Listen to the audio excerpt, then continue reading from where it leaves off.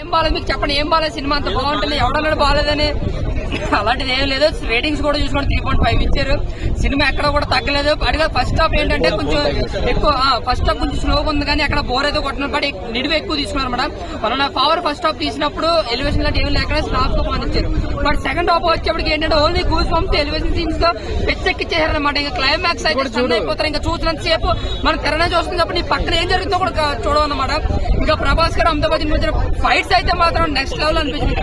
ముఖ్యంగా action sequence second half లో మనకు మొదలవగానే ఒక యాక్షన్ సీక్వెన్స్ 10 నిమిషాలు ఉంటుంది. అది ప్రభాస్ గారి మధ్య అండ్ అమితాబ్ బచ్చన్ మధ్య జరిగే ఫైట్ అది చాలా అంటే చాలా బాగుంది. సినిమా అయితే మాత్రం ముఖ్యంగా సంతోష్ నారాయణ గారు ఇచ్చిన బ్యాక్గ్రౌండ్ స్కోర్ అయితే మాత్రం నెక్స్ట్ లెవెల్ అనమాట. ఇంకా నాగ్ అశ్విన్ గారికి హ్యాపీ చెప్పుకోవచ్చు. వన్ ఆఫ్ ది పిల్లర్ నేను ఇంకా అంటే చెప్పాలంటే చాలా మంది భారీ కాస్ట్ ఉన్నారు ఇందులో. రాజమౌళి గారు ఏ మూలక పనికిరారు అన్నంత విధంగా నాకు ఈ సినిమాలో నాగ్ అశ్విన్ గారి పనితీరు చూపించింది అనమాట.